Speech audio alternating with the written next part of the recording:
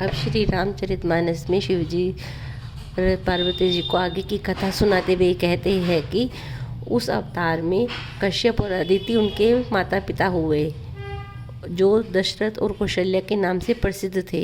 एक कल्प में इस प्रकार अवतार लेकर उन्होंने संसार में पवित्र लीलाएं की।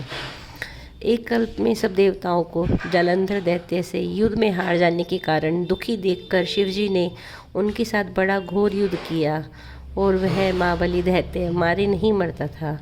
उस दैत्यराज की परम स्त्री परम सती बड़ी ही पतिव्रता थी। उसी के प्रताप से त्रिपुरासुर जैसे अजय शत्रु का विनाश करने वाले शिवजी भी उस दैत्य को नहीं जीत सके।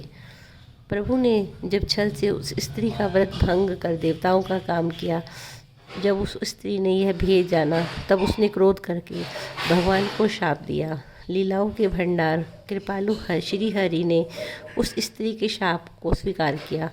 वही जलंधर उस कल्प में रावण हुआ, जिसे श्री रामचंद्र जी ने युद्ध में मारकर परम पद दिया।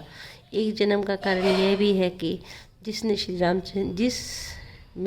से श्री रामचंद्र जी ने मनुष्य देह धारण किया। हे भारद्वाज मुनि सुनो, प्रभु के प्रत्येक अवतार की कथा कवियों ने नाना प्रकार से वर्णन किया है।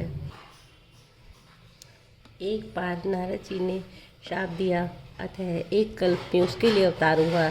यह बात सुनकर पार्वती जी बड़ी चकित हुई और बोली कि नारद जी तो विष्णु भक्त और ज्ञानी है। उन्हीं ने एक बार नारद जी ने शाप दिया, तय कल्प में उसके लिए अवतार हुआ। यह बात सुनकर पार्वती जी बड़ी चकित हुई और बोली कि नारद जी तो विष्णु भक्त और ज्ञानी है। उन्हीं ने भगवान को शाप किस कारण से दिया? लक्ष्मीपति भगवान ने उनका क्या अपराध किया था? हे शंकर जी, यह कथा मुझसे कहिए। उन्हीं नारद के मन में मोह होना बड़े आश्चर्य की बात है।